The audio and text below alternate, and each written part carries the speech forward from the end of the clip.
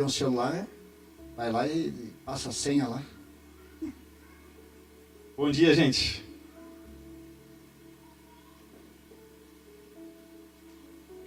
Abra sua Bíblia em 2 Timóteo, capítulo 4. Nós estamos perante agora a última carta do apóstolo Paulo, preso, não mais numa cadeia domiciliar. A primeira prisão de Paulo acontece ali pelo ano 60, 62, quando ele vai escrever as cartas das prisões que são conhecidas, Filipenses, Efésios, Colossenses. E aí depois Paulo sai dessa prisão. A primeira prisão ela é feita pelos judeus, a segunda prisão agora, no ano 64, Nero, ele incendeia a cidade dos 14 bairros de Roma, 4 ficam inteiros e os 4 bairros eram cristãos. Então Nero culpa então os cristãos por aquele incêndio. E começa uma severa perseguição contra a igreja. O John Stott, talvez um dos maiores ensinadores de 2 Timóteo e 1 Timóteo, ele vai dividir 2 Timóteo em 4. Ele vai falar assim que é os 4 conselhos a um jovem pastor. Ele vai falar assim que o primeiro conselho é no capítulo 1, guarda o evangelho. O segundo conselho que vai dar para Timóteo é sofre o evangelho. O terceiro conselho é permanece no evangelho e o quarto conselho é prega o evangelho. Há uma convocação ministerial aqui nesse livro. Alguns vão dizer como se fossem os primeiros capítulos, Timóteo, aceite a sua vocação, o seu chamado. Volte para o centro, volte para aquilo que você foi criado. E Timóteo, vai haver problemas no ministério. Você vai ter que lidar. Vai ter que lidar com os problemas ministeriais, com as dificuldades externas, com a perseguição lá fora, mas também com as dificuldades internas. A igreja ela é composta de pessoas de cabeça diferente, idade diferente, culturas diferentes. E não é de hoje não, desde antigamente. A igreja ela não é uniforme, ela é unida, mas existem dons diferentes dentro da igreja. Nós temos pessoas com poder aquisitivo diferente. Nós temos pessoas com ideologias, às vezes, diferentes, com pensamentos políticos diferentes. E a igreja ela não tem como obrigação a fazer com que todo mundo pense politicamente da mesma maneira, mas ela traz ensinamentos com que cada um vai decidir, segundo a palavra, a escritura, o que a pessoa vai, então, seguir. Ou nós não é uma massa de manobra, não é um lugar onde que você vai querer tudo um cabresco, que todo mundo vai se vestir igual, todo mundo vai andar igual, todo mundo vai vestir a mesma cor. Não, aqui quando a gente trabalha com pessoas diferentes, culturas diferentes, idades diferentes, maturidade diferente, nós precisamos entender que existe uma causa comum, que é a cruz de Cristo. Esse é o objetivo maior, é formar Cristo um nos outros e levar Cristo para outras pessoas. Você pode continuar gostando do seu time.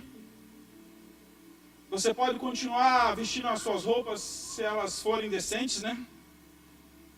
Mas o que você não pode deixar é de amar a Cristo e servir os seus irmãos. E aqui agora chega então no capítulo 4, onde Paulo vai incentivar Timóteo então, diante das convicções ministeriais, dos desafios ministeriais, Paulo agora vai dizer para Timóteo, pregue a palavra. E a partir do capítulo 4, versículo 1, a gente vai ler até o 5.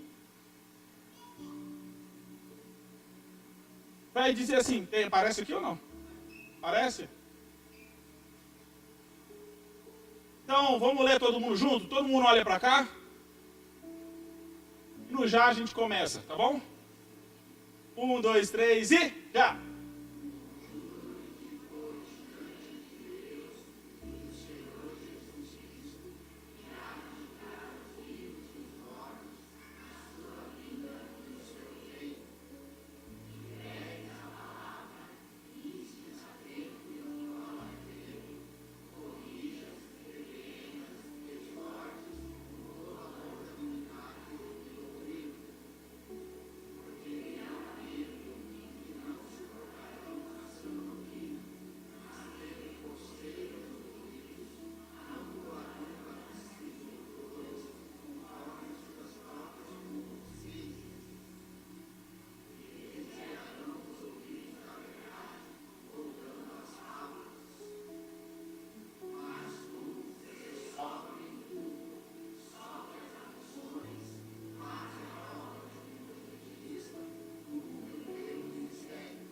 Amém. Tão bom todo mundo ler, né?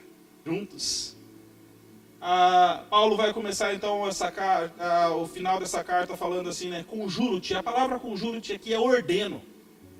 Literalmente eu estou te mandando, Timóteo.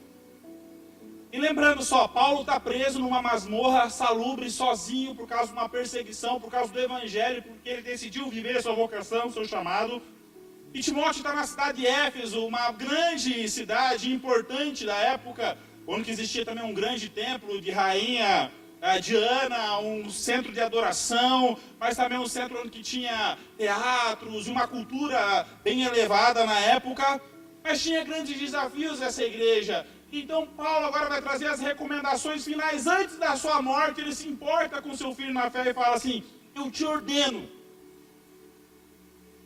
É quase assim, eu estou te obrigando a você fazer uma coisa, tá, meu filhinho na fé? Perante Deus e Cristo Jesus, que há de julgar vivos e mortos pela sua manifestação. A ideia de perante aqui, a ideia é assim, literalmente você estar perante Deus. A gente fala sobre o chamado, existe um chamado duplo. Qual é esse chamado duplo? Muito se fala sobre esse chamado da gente pregar o evangelho, fazer um cuidado dos mais necessitados.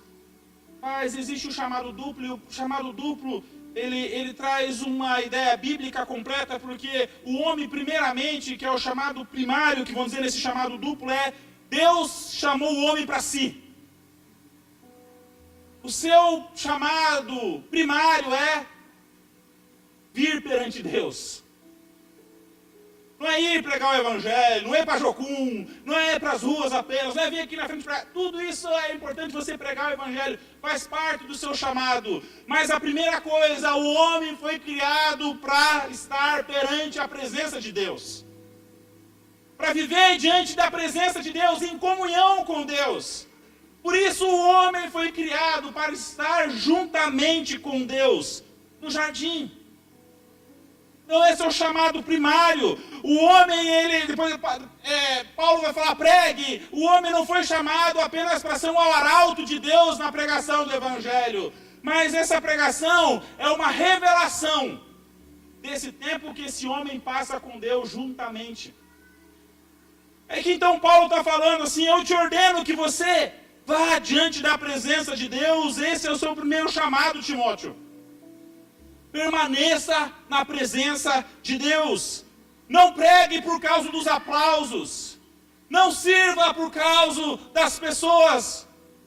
Sirva primeiramente para a glória de Deus. Não sirva por causa do conhecimento humano, por causa dos prestígios humanos, porque os homens podem te dar, mas sirva perante Deus, porque Deus merece toda a honra e toda a glória.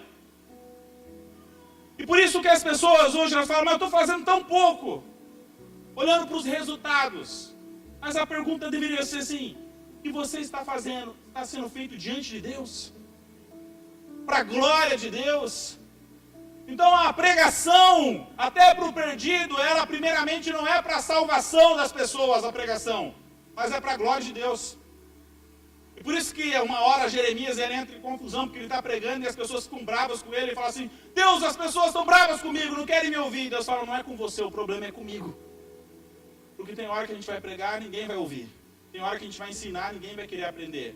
Mas Deus está sendo glorificado através da sua vida, através da sua obediência. Isso é interessante porque hoje nós vamos orar pela liderança da igreja. Eu queria falar para vocês que vão liderar esse ano, e para vocês que têm o desejo de ser um líder, para vocês que têm o desejo de exercer o seu chamado. A primeira coisa que nós devemos aprender é que a nossa vida precisa ser inteiramente dedicada a Deus. O reflexo disso vai ser abençoar a vida de outras pessoas. Não usa do seu ministério, da sua liderança, para você ter o prestígio das pessoas, para você tentar agradar as pessoas, para satisfazer um ego, para suprir uma falta dentro de você. Você só vai se frustrar, porque liderança é desafio, chamada é desafio. Paulo fala então para ele assim, Timóteo, eu te ordeno que você vá perante Deus primeiramente. Depois ele fala, prega a palavra, aqui é uma ordem. Só que não é apenas uma pregação, ele fala, prega a palavra. E aqui literalmente é um arauto do evangelho. Não é uma pregação aqui na frente, não é o que se faz aqui no domingo ou na quinta-feira. Isso é uma manifestação diária, sabia? A pregação do evangelho, a anunciação do evangelho não se dá apenas pelo pastor, pelos pastores aqui da igreja, por quem sobe aqui e pega o microfone. A pregação do evangelho se dá quando eu e você estamos nas ruas, porque nós somos como cartas vivas que anunciamos e manifestamos a glória de Deus no seu trabalho, na sua casa, para os seus vizinhos. Essa é a verdadeira pregação do evangelho. Um grande avivalista diz assim, John Wesley: a minha paróquia é o mundo. Ele está dizendo, o meu púlpito não é estar aqui. O meu púlpito é qualquer lugar, é qualquer beco, é qualquer favela, é qualquer escritório, é qualquer rua, é qualquer casa, é qualquer sala, não importa. A minha pregação, ela deve ser anunciada em qualquer lugar. Nós temos uma oportunidade que todos os dias estamos diante de várias pessoas que estão enfrentando situações diferentes, momentos diferentes, com ideias diferentes. Pessoas sozinhas, pessoas deprimidas, pessoas com crises existenciais, pessoas que não sabem quem elas são. E nós temos uma oportunidade de anunciar uma boa nova para essa pessoa. Deus te chamou para você anunciar o evangelho. Às vezes as pessoas acham que a pregação só aqui em cima. Aqui em cima é uma parte da pregação, do ensino. Mas a pregação se dá na segunda-feira. Quando você pega o ônibus e vai do lado de uma pessoa, daqui lá no centro de Curitiba, que oportunidade que você tem de anunciar o evangelho para alguém? Você fica no escritório o dia todo com alguém, e a pessoa abre a vida dela para você. Você tem a oportunidade de falar para essa pessoa as boas novas, e acolher esses sentimentos, e abraçar essa pessoa. Isso se dá na nossa casa, que nós passamos um bom tempo com a nossa família. Então a pregação do evangelho não se resume apenas aqui. Ela não se limita apenas a esse momento. E a pregação do evangelho não é apenas uma anunciação do que eu sinto. Não é o que eu quero falar para as pessoas, não é o que eu acho. Ninguém pode subir aqui em cima e falar o que ele acha. Por isso que é um temor toda vez que eu venho pregar. Eu acredito que entre nós que pregamos, porque nós não falamos o que achamos. E tem hora o que eu acho, eu queria falar, mas não é. Deus me cala, porque o que eu acho não interessa para vocês. O que eu penso não interessa para vocês. O que tem que ser pregado e falado aqui, gastado tempo, é a palavra de Deus. Por isso que dias atrás, eu estava ouvindo um pastor falar. Ele falava assim, um bêbado pregou essa semana na minha igreja. Foi a melhor pregação do mês. Aí eu fiquei espantado. Deixa eu continuar escutando, né? O bêbado entrou na igreja e falou assim, pastor, o negócio é o seguinte. Você vai falar de Jesus hoje? Porque se você falar de Jesus, eu vou sentar e vou ouvir. Se você for falar de outra coisa, eu vou embora. Aí todo mundo ficou olhando, é verdade. Aí o pastor foi lá e assim, eu acho que eu vou falar de Jesus hoje. Então eu vou ficar aqui. Sentou lá. E eles falaram que foi o dia que o bêbado pregou para a igreja. Ensinou a igreja que se não for falado de Jesus, a pregação então não serve para nós. Porque aqui o centro é Jesus, a glória é para Ele, a honra é dEle, porque o nosso chamado primário é para Ele. Nenhum ministro deveria ter toda a honra, toda a glória, prestígios. Nenhum ministro. Apesar da sua importância, da sua entrega, da sua dedicação a Deus, Paulo está falando que o ministro, ele dá toda a honra e toda a glória a Deus, que ele não prega as suas emoções, ele crucifica as suas emoções, seus sentimentos, seus desejos, que ele não vomita nas pessoas, mas que ele submete tudo isso a Deus e traz, ele é um arauto do evangelho, ele compartilha as boas novas. Isso não é só aqui em cima, está lá na sua casa, está no seu trabalho, está com as pessoas. Tem gente falando, às vezes está conversando com alguém, eu acho que a Bíblia diz isso, eu acho isso. Você fala, mas a Bíblia nunca falou sobre isso. Por isso que fala assim, o nosso primeiro chamado é se apresentar diante de Deus, para conhecer mais a Deus e anunciar as grandezas de Deus. Então fala, não é só pregar, mas pregar a palavra. Insta essa palavra aqui, é como se fosse um soldado que está preparado no posto, as ordens do seu Senhor. Então prega a palavra, insta, esteja preparado, esteja no seu posto, esteja pronto, Timóteo. Sabe por quê? Quero ser oportuno, quer não. Ele está falando assim, Pode parecer o tempo certo, pode ser não, mas pode aparecer uma necessidade de você ter uma palavra, você ter um conselho bíblico para alguém. Por isso que na Bíblia fala assim, medita de dia e de noite, não é ideia que você vai ficar o dia todo lendo a Bíblia. Mas quer dizer que a sua reflexão diária, ela vai ecoar o dia todo, manhã, tarde, você vai ficar remoendo aquilo. E você tem uma palavra para todo dia, para todo momento e para toda pessoa. Essa é a ideia. Nós lá no Jocum não ficamos o tempo todo com a Bíblia aberta lendo assim, não é para meditar o dia todo, né? Não ficamos. Nós temos lá o nosso tempo devocional e todo mundo sai trabalhar, todo mundo sai fazer suas coisas. Mas essa palavra, ela muda o nosso dia. Muda como eu me relaciono com a Jéssica, ela muda como eu me relaciono com a Alice, como eu me relaciono com vocês, como eu me relaciono com as pessoas lá na base. Estão chegando agora.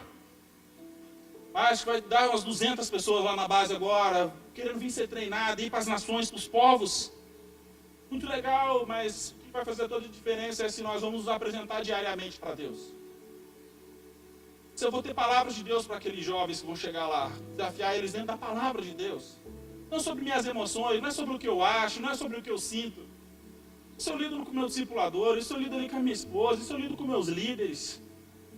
Sobre o que a palavra diz sobre a vida de cada um deles. É estimular eles a ouvirem a Deus. O pastor falava aqui, você pegar seu filho e estimular ele a ouvir a Deus. Não é você olhar para o seu filho e falar assim, você vai ser o que eu não fui. Não é você olhar para ele assim, eu fui tão frustrado na minha adolescência que agora você vai ser o meu motivo de alegria. O Hernandes, ele conta uma história de uma menina que depois ela foi fazer direito. Depois que ela estudou, ela chegou com o diploma, a família fazendo festa, uau, ela fez direito, você está feliz, filha? Não, pai, eu vim trazer o diploma para você, porque eu me formei por causa de você. Agora eu vou fazer meu sonho, pedagogia. Ela sabe a dificuldade que vai ser, né, Carla? Mas é o sonho, é vocação, é uma paixão. Você olha uma sala cheia de crianças e fala assim, meu Deus, eu não aguento uma hora. Mas tem gente que ama aquilo ali, apesar das dificuldades. Tem gente que olha para um escritório e fala, eu não aguento isso aqui. Estou da rua. Tem gente que foi chamado para isso. Dentro da sua vocação, daquilo que Deus chamou para você fazer, esteja pronto. Tenha sempre uma palavra de Deus para alguém. Ele vai falar assim, ó, corrige, repreende e exorta. A ideia é de, essas três coisas parecem ser tão difíceis hoje, né? A repreensão é divertir, é reprovar um comportamento. Um líder, um ministro, alguém que foi chamado, vai reprovar, às vezes, um comportamento de alguém. Fala assim, não, isso não está legal. O jeito que você se comportou ali, a sua fala com aquela outra pessoa, você desrespeitou, você feriu o coração de Deus. Não se fala assim. Aí depois a outra coisa, fala assim, o repreender é isso. O corrigir é você tocar o coração, é você ver a motivação. Então o líder, ele corrige alguém, ele aponta para alguém e falando assim, qual é a sua motivação? Por que você fez isso? Então ele fala, ele vai tocar primeiro, advertir, depois ele vai ver qual é a motivação. E exortar é incentivar, é animar. É colocar essa pessoa de volta nos trilhos, é falar assim, não está tudo acabado, vamos seguir agora. Seu comportamento foi errado. Mas qual foi a sua motivação? Porque tem gente que ela se comportou de uma maneira errada, mas não era a motivação dela. Não era o que ela queria fazer. E Paulo está falando assim, Timóteo, olha, corrige. O comportamento foi errado. Mas tem algo mais profundo que é o coração, que são as motivações. Vai escutar quais são as motivações dessa pessoa. Ensina ela, depois exorta. Estimula ela, traz ela de volta para o caminho. E ele vai falar bem assim, corrige, exorta. Com toda a mansidão, com toda a paciência e doutrina. A correção, ela precisa existir dentro da igreja, ela precisa existir dentro da nossa casa, com os nossos filhos. Mas ela precisa existir com paciência. A ideia de paciência aqui, sabe o que é? Respiração longa. Sabe? Calma, respira. Respiração pausada. Para que você, em vez de corrigir seu filho na ira, você corrija como um bom pastor que Deus te colocou naquele lar. Porque em vez de você corrigir, você pode agredir de uma maneira, você pode machucar e gerar um trauma ainda maior. A correção, ela faz parte da vida cristã, ela faz parte da educação dos nossos filhos, mas não é de qualquer jeito, ela precisa ser com paciência. A sua força não é igual de uma criança, seu entendimento, a sua visão de mundo é totalmente diferente. Nós somos como pastores na vida desses pequenos. Se você também é um líder que foi chamado por Deus, vai se envolver esse ano na igreja, saiba que você vai ter que corrigir pessoas, que você vai ter que repreender, vai ter que exortar. Mas tenha paciência, tem gente que está chegando agora, tem gente que pensa diferente, tem gente que é muito para frente, tem gente que é mais devagarzinho. Tem gente lá na base que você tem que segurar ele, porque esse cara quer ganhar o mundo e sai correndo. Tem gente que você tem que amarrar uma corda nele e falar, vamos cara, tem alguma coisa para fazer. Tem gente que você fala assim, vamos fazer manutenção, e esse cara fala assim, mas eu vim aqui para trabalhar. Pois é, vamos lá, é legal, vamos fazer. Tem gente que você deixar, ele não tem folga, ele quer trabalhar o tempo todo, você fala, não encontra o equilíbrio. São pessoas diferentes, cabeça diferente, ideias diferentes, que você vai ter que corrigir, exortar. Mas como se faz isso? Com paciência, sabedoria. E não é só isso não, ele fala com doutrina, com ensinamento bíblico. Sabe como a gente corrige alguém? Base bíblica. Porque eu estou corrigindo o outro, tem base bíblica para fazer? Se não tem, amigo, eu estava falando assim, não faça, Timóteo. Porque a nossa correção, ela é respaldada pelas Escrituras. E ele continua falando assim, pois que vai ver o tempo onde as pessoas não vão suportar a sua doutrina. Por causa dessa correção, o Evangelho que vai sim apontar para o nosso comportamento, falar, você está errado, que vai olhar para nossas motivações erradas, que vai sim também tentar nos trazer para o caminho. Mas vai chegar o tempo onde as pessoas não querem mais ouvir esse Evangelho, não querem ouvir uma palavra de confronto, não querem ouvir uma palavra que vai contra os seus sentimentos, desejos. E ele vai falar assim que essas pessoas vão sentir como coceiras no ouvido e elas vão buscar ouvir coisas que então satisfaçam o seu ego. Por isso que tem muita gente correndo atrás de alguns pregadores, porque a mensagem do começo do ano foi muito legal deles. Olha, venha, o ano da vitória. Agora é a moda, é a chave, né? Deus está entregando uma chave na sua mão, as portas abertas, não sei o quê, não sei o quê, não sei o quê, e chave, chave, chave, e lá vai lá e dá não sei o quê, e Deus não sei o quê. Eles não falam sobre desafio, eles não falam sobre pecado, eles não falam sobre correção, eles não falam. Porque assim ele atrai as pessoas, ele vai falar assim, como fábulas. Essas pessoas, então, elas começam a manipular pessoas. E é um evangelho tão confortável que fala assim, viva do jeito que você está. Deus aceita do jeito que você é. Vem para Jesus desse jeito, continua assim. Esse evangelho ele não existe, ele não é bíblico. Paulo está falando. E aí quando você pregar, sabe o que vai acontecer? As pessoas vão sentir como coceira no ouvido, ele está falando. Um incômodo. Onde a verdade inata se torna um incômodo. Por isso que as pessoas ficam tentando hoje falar assim, não, mas a Bíblia foi escrita em uma cultura diferente, não sei o quê, então nós precisamos atualizar ela agora, precisamos fazer tal coisa, por quê? Para se tornar acessível aos ouvidos das pessoas agora, para não ofender ninguém. Gente, se o Evangelho não te ofende, então não foi Cristo que você encontrou. Porque o Evangelho ofende o adúltero, ofende o mentiroso, ofende todo mundo. Ele me ofendeu nas minhas práticas mundanas e pecaminosas. O Evangelho apontou o pior que existia dentro de mim. Ele me repreendeu, ele me corrigiu, mas também me animou. Falou, vamos, volta para o caminho. E se o homem não olhar para dentro e reconhecer que é um pecador, ele nunca encontrará salvação. Então você que foi chamado por Deus, o arauto do Evangelho, precisa falar sobre as verdades do Evangelho. Por mais que isso cause incômodo no ouvido de muita gente. Mas você precisa continuar sendo fiel a Deus. Ele vai continuar falando assim, tu, porém, você, Timóteo, é diferente de todo mundo. Você negócia as pessoas, se apegar às paixões desse mundo. Você é um arauto do Evangelho, ser sóbrio em todas as coisas. Tenha equilíbrio, Timóteo. A marca do cristão é o equilíbrio, ele não é levado pela loucura desse século, ele não é levado pelo desequilíbrio desse século. Por mais que às vezes ele discorde de alguns posicionamentos, por mais que às vezes ele se fira com algumas coisas, ele continua sendo equilibrado. A marca do cristão é o equilíbrio. Você vê hoje como as pessoas elas se tornaram desequilibradas na internet, como elas se tornaram, brigam por qualquer coisa, na rua, no trânsito, na igreja, no ministério. Enquanto eu estiver aqui vai ser desse jeito, se você não quiser então vai embora, procura outro ministério, porque aqui é assim. Um desequilíbrio na fala, um desequilíbrio no que diz, ele é muito bom dentro da igreja, no ministério, mas na família... não consegue falar com a esposa, não consegue ter carinho com os filhos, há um desequilíbrio, uma harmonia no que ele faz.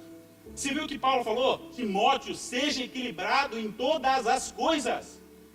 Na sua saúde física, na sua saúde emocional, espiritual, nas suas relações, no seu sono. Se cuide, Timóteo. Tenha paciência, cuidado, ser sóbrio. Então você que vai liderar, que foi chamado esse ano para estar assumindo funções, você que quer, entenda isso. Um bom líder é um líder equilibrado. Um bom líder é um líder que pode até discordar de algumas coisas, mas ele vai olhar, ele vai saber se posicionar, ele vai saber colocar suas palavras na hora certa, da maneira certa. É uma pessoa que não valoriza mais o seu chamado do que os outros ambientes. Ele entendeu que ele precisa ser a pessoa que Deus chamou em todos os ambientes. Ele vai falar bem assim, ser sóbrio em todas as coisas. Suporta as aflições. E aqui tem uma coisa que às vezes não avisa a gente quando a gente vai assumir alguma coisa, né? Você obedecer a Deus, gente, vai exigir de você da renúncia. Você vai ter que passar por muitos conflitos em ser fiel a Deus. Conflitos por quê? Porque tem pessoas com pensamento diferente, maturidade diferente, gente que quer levar a sério, gente que você vai investir e no final ele não vai querendo mais caminhar com você. Tem gente mentirosa, tem gente que pensa diferente, tem um monte de tipo, e tem você também que é um problema. Tem eu que sou um problema. Tem as minhas aflições, tem os meus problemas físicos, emocionais, tem os meus pecados. Vou ter que lidar. Eu vou ter que morrer todo dia. Então, obedecer o chamado de Deus exige suportar aflições. Sabe o que está escrevendo para nós? É o cara que está suportando grandes aflições. Está preso. Não é um cara que está num apartamento, não é nada contra, né? Com ar-condicionado, falando assim, Timóteo, suporta aí, cara. Suporta esse calor aí, cara. Aí ele está fresquinho, né? É o cara que está sofrendo por causa do evangelho, falando assim, Timóteo, vale a pena suportar as aflições. Ele fala assim, faz o trabalho de um evangelista. Você é um arauto do evangelho. Cumpre o seu ministério. Faz o que Deus chamou para você fazer. Você sabe hoje o porquê Deus chamou você? O porquê que você está nessa terra? O porquê que você está nessa igreja? O primeiro chamado que Deus tem para você é para Ele. É para a glória dEle. Você fala, mas não estou envolvido em nada. Mas se envolva com Ele então. Comece se envolvendo com Deus. Comece lendo um pouco mais as Escrituras. Comece orando mais. Sabe o que é interessante? Paulo é chamado para a obra missionária um dia que ele estava orando na igreja. Eles estavam jejuando, aí Deus falou assim, separe a Paulo e a Barnabé. Olha a importância da oração, do jejum. Sabe essas reuniões que fazem aqui de oração na igreja? Venha orar aqui. Sabe quando a gente fala assim na sua casa, ore a Deus, busque mais a Deus. Comece a buscar a Deus, logo Deus vai separar você para alguma coisa. É porque o seu chamado primeiro não é para fazer, é para ser.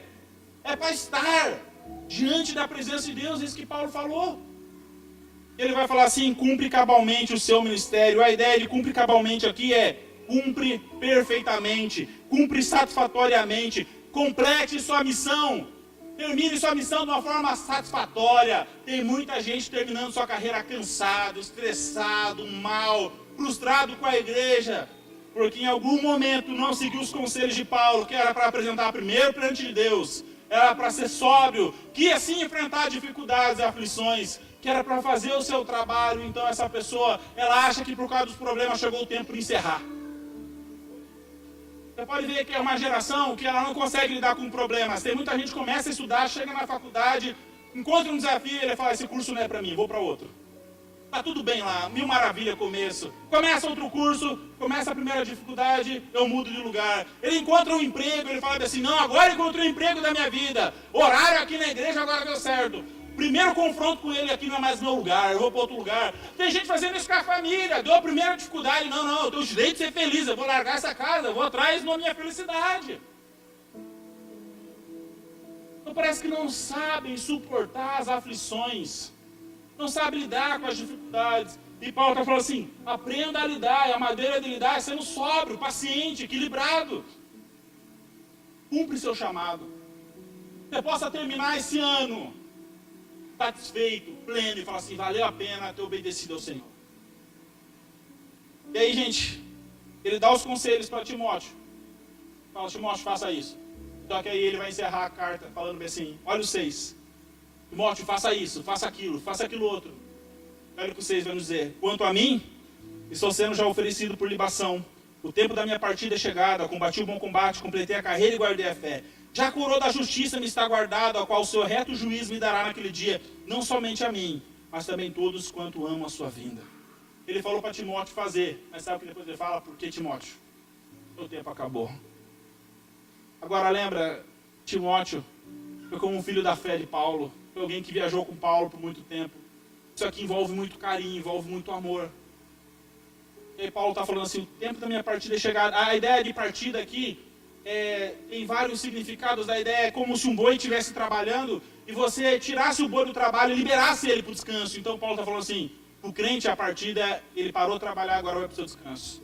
É a ideia de que alguém que está com uma barraca, ele desmonta a sua barraca e coloca agora nas costas porque ele vai embora, porque agora ele vai para a sua morada permanente.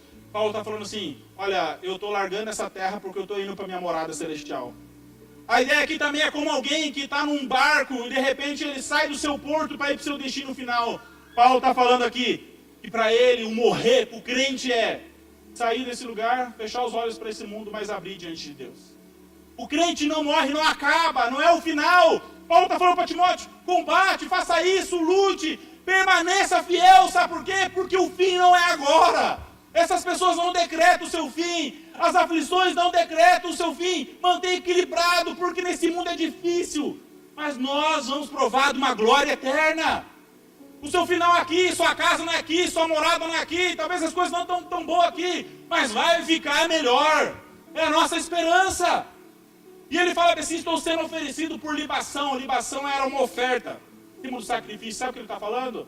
A minha vida, picado por uma cobra, chamado tagarela, dado como morto, espancado mais uma vez, preso mais uma vez, e agora preso numa masmorra, sabendo que essa é a morte. Sabe o que ele está falando? A minha vida não foi um sacrifício, minha vida está sendo uma oferta dedicada a Deus.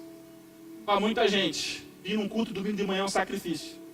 Para Paulo, o sacrifício foi o que Jesus fez na cruz. Tudo que a gente faz nessa terra é oferta a Jesus. Ah, mas o ministério tem dificuldade. Eu vou me sacrificar lá. Não, você vai ofertar. Eu vou ofertar a minha vida a Deus. Mas Deus está me chamando para missões. Eu vou sacrificar a minha vida. Não, oferte sua vida.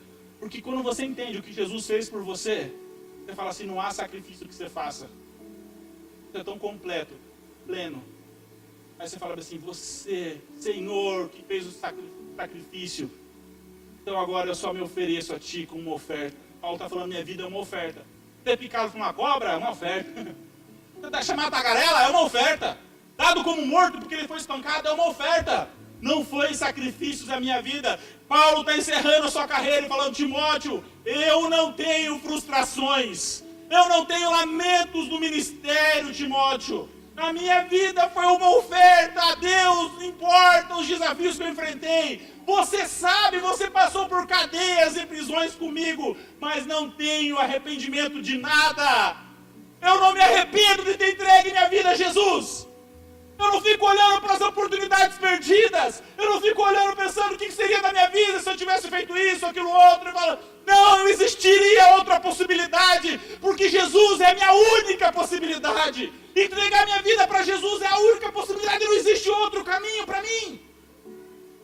Então eu não tenho lamento, eu não tenho arrependimento. Talvez meu arrependimento foi por que eu não entreguei minha vida a Jesus antes? Por que eu não me converti desde bebezinho? Por que eu não fui? As pessoas querem ter um testemunho bonito para contar, né? Conta um testemunho legal aí, né? Cara, o maior testemunho que você pode contar é sobre a sua fidelidade a Deus desde a sua juventude, da sua infância, e você nunca ter se desviado, e você sempre ter amado ao Senhor. Que testemunho legal! Que testemunho bacana! Mas a gente gosta de ter uma historinha para impactar as pessoas, né? Mas o que nos impacta aqui na história de Paulo é a fidelidade dele. Já fazia mais de 30 anos que ele tinha se convertido e continuava fiel a Deus. E não importa a circunstância. Deus te chamou, seja fiel a Deus. Deus te chamou, seja fiel a Deus. Vai passar por dificuldade, continue firme. E ele fala assim agora, quanto a mim, presente. Agora ele vai apresentar o seu passado. Combati um bom combate. Olha que interessante, ele vai olhar e vai falar bem assim, A vida não foi fácil, a vida foi uma batalha para mim. Só que ele escolheu o combate que ele vai fazer na vida. Ele falou, eu escolhi o bom combate. Gente, existem várias batalhas no dia de hoje, mas qual batalha você vai escolher? Qual luta, qual causa? O que você vai escolher? Para que você vai escolher dedicar sua vida? Existem várias guerras aí por fora. Qual guerra você vai se dedicar? Paulo está falando assim, eu escolhi o combate do evangelho, o bom combate.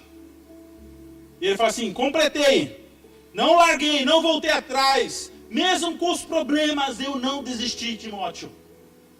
Não foi aflição, não foi cadeia, não foi perseguição, nada me parou. E ele vai falar assim, e guardei minha fé. Não saí do caminho, não negociei.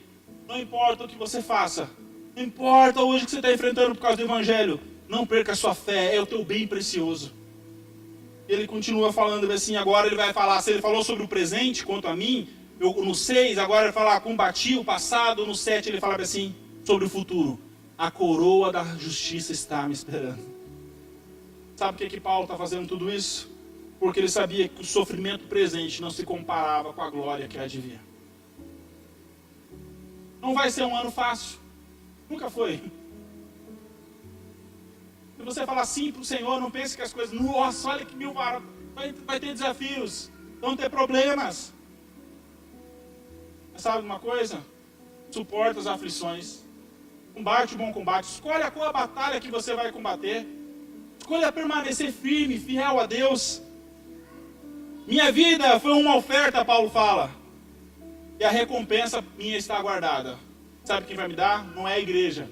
A minha recompensa está no céu. É uma coroa que Deus preparou para mim. Gente, o ministério não é algo fácil. O chamado não é algo fácil. Mas Paulo está nos mostrando aqui que apesar das dificuldades, apesar dos problemas, apesar dos apesares, vale a pena permanecer fiel a Deus, o chamado que Ele concedeu a nós. Você não vai se arrepender de ser fiel a Deus, porque Deus, Ele é fiel e justo para nos guardar. Esse ano a gente começou o ano cheio, mas como você talvez, cheio de dificuldade, um monte de coisa. Eu e a Jéssica, a gente começou a orar e a gente falou assim, esse ano, sei que vai ser difícil, mas a gente quer que seja marcado pela glória de Deus. Nós queremos glorificar Deus na falta, no que a gente tem, no que a gente não tem. Para o que a gente for fazer, nós queremos que no final seja Deus glorificado. Eu quero que Deus seja glorificado com pouco, com muito, é isso que Paulo ensina. O propósito final não sou eu, ele fala para mim, para a igreja. Quando eu estava saindo de Éfeso, indo para Jerusalém, para falar assim, você vai morrer lá. Ele fala assim, eu não tenho mais a vida preciosa para mim mesmo. A minha vida é só preciosa diante de Deus, para a glória de Deus. Eu entendi que eu era um escravo, que eu era perdido, mas Deus me amou. E agora eu entrego minha vida a Deus. Quantos de nós aqui, gente? Todos nós, né? Tínhamos uma vida perdida. Mas Deus nos amou no meio da perdição. Deus nos tirou do lamaçal do pecado. Deus nos tirou das incertezas. Deus nos resgatou desse mundo perverso. Deus nos chamou para viver para a sua glória. Então Deus chamou você primeiro para a glória dele. Mas Deus também te chamou para fazer diferença na cidade de Piraquara. Deus chamou para você fazer diferença nessa igreja. Deus também te chamou para fazer diferença nas nações. E daquela igreja, separe Paulo e Barnabé, não foi todo mundo para as nações, mas uma parte dela foi.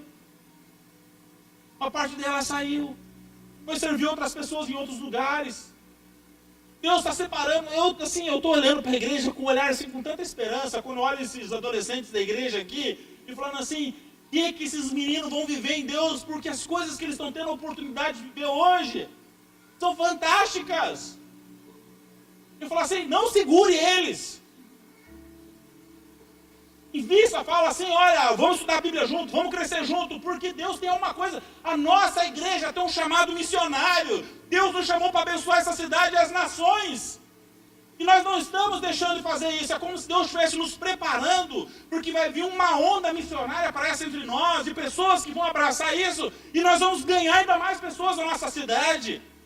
E nós vamos ganhar ainda mais pessoas das nações, nós vamos abençoar. E nós vamos chegar no final e vamos poder ouvir do Senhor: servo bom e fiel, foste fiel no pouco e no muito te colocarei. Porque há uma recompensa para todos aqueles que entregam sua vida completamente a Deus.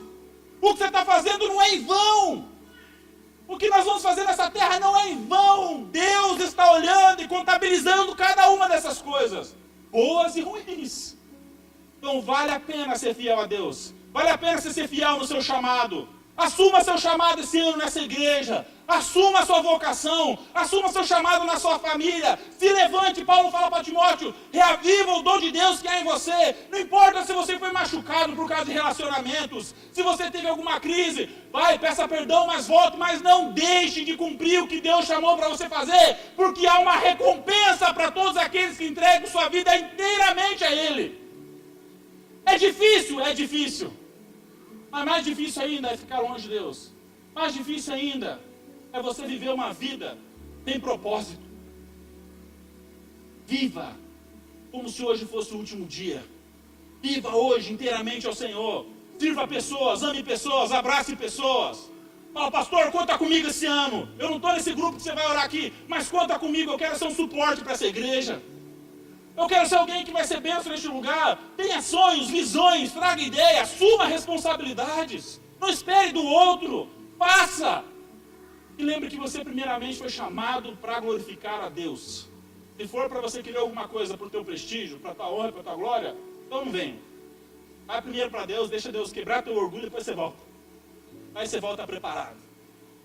Seja um ano que a gente possa nos levantar, gente. Eu sei que muitas igrejas é o ano da colheita, o ano da bênção, o ano da prosperidade, né?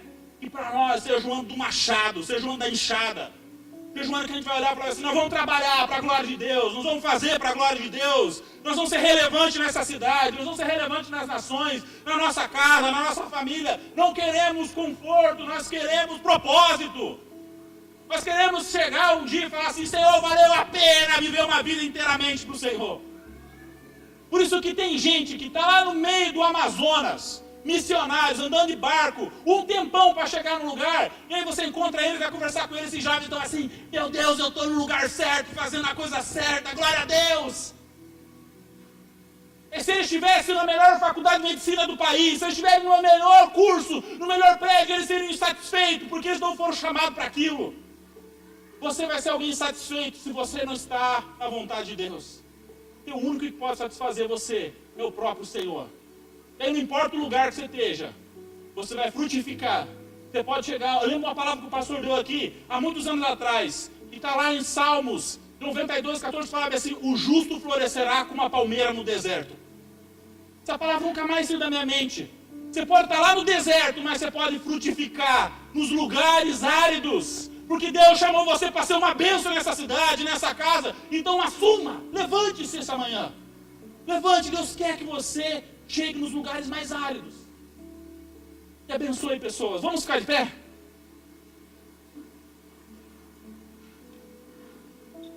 Eu sei que o pastor vai orar para as pessoas que vão assumir hoje o ministério, mas eu queria orar por você. E também precisa assumir seu chamado. Você não vai estar aqui na frente, mas você entende que não tem para onde correr mais não. Que a sua vida aqui nessa terra, ela tem que ter um propósito. Que você está nessa igreja, você tem que ter um propósito.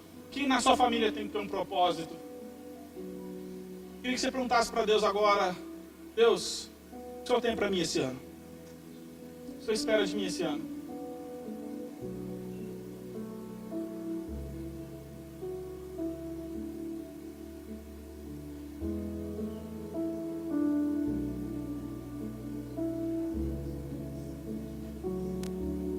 Senhor, eu quero orar por nós como igreja, Pai.